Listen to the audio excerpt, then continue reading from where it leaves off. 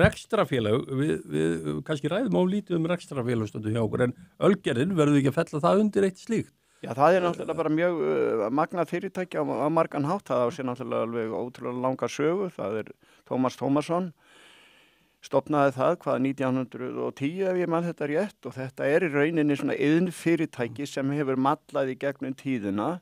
Var starfsefni sína í Skólavörðuholtinu lengi vel? Já, á Frakkastígnum, það lyktin sem var á Frakkastígnum, það var frá Ölgerðinni og það er malt á appelsín, maltið og þarna voru náttúrulega þetta byrjaði fyrst sem enda heiti fyrirtækið Ölgerð, þetta er drykkjarvöru framleiðandi en það sem hefur gerst hjá Ölgerðinni að Ölgerðin á Íslandi hefur breyst úr því að vera drykkjarvöru framleiðandi í rauninni að vera matvæla framleiðandi og þeir dreifa, þeir eru með umboð fyrir snakk og ég veit ekki hvað þetta er. Dreifingafélag. Mikið dreifing og með sterk umboð. Logistik er orðið mjög sterk í félaginu og það er með mjög sterk dreifingakerfi. Það er að stækka sig út frá þessu og þessi nýju kaup, síðasta uppgjör var nú pínlítið svona markaður mata sem ákveðin vonbrigði og gengi lækkaði eitthvað en gengi Ölgerðarinnar var í öðru sæti á árinu 2023. Það er hægt að segja að þá var Ölgerðin í öðru eða þriðja sæti yfir þau fyrirtæki sem hækkuðu mest á. Þeir gengu í leiðrétting og breytingafasa. Þeir hækkaði verulega árið 2023. Það hægðist aðeins á þá á síðast ári en þetta er spennandi og það er bara athyglisvert að þarna er þetta matvæla framleiðandi. Þá víst að reka þetta fyrirtæki sem sérstaka einingu innan sjálfstæða einingu. Þessi gæðabakstur sem þeir eru að kaupa og eru að borga eitthvað 4 milljarða eitthvað svoleiðis fyrir það. Ég er svolítið gaman að þessu að þarna inni eru einingar, Ömmubakstur, Breiðholtsbakari, Gunnars, Kleinurhringur, Kristjánsbakari, Seint Ella heimabakstur og Úrvals flattkökur og þetta er allt komið í eina sæng núna.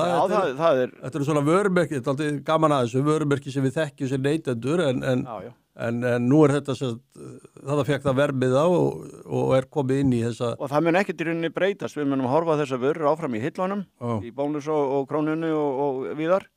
En það komið bara nýr eigandi að þessu öllu og það er alveg klárt mál sem þú ert að nefna þetta dreifingakerfi Ölgerðarinnar er alveg ótrúlega víðfemt og sterkt og þar liggur örugglega einhver samlegð að dreifa þessum vörum. Þeir eru líka að fara að byggja mikla vörugeymslu upp á Hólmsheiði, man þetta rétt. Það sem enginn missir útsýni. Það sem enginn missir útsýni, það sem birtan skín alla daga.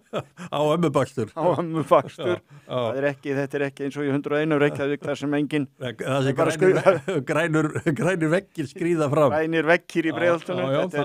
En þetta er sem sagt, það er alveg klárt mál að hagræðingin mun felast í dreifingarkerfinu, vörugeymslunni og hugsanlega Ölgerðin, þar myndi ég halda að Þetta falli alveg ágætlega að rekstra módeli Ölgerðar eins og Andri Guðmundsson hefur byggt upp. En þetta er þarna dæmi eins og þú segir alveg fornfrægt íslenskt fyrirtæki, vinsælt fyrirtæki með mjög vinsælar og kunnar vörur og er náttúrulega sterkir líka bara sem víninnflytjendur og mjög sterkir á bjórmarkaðnum á Íslandi.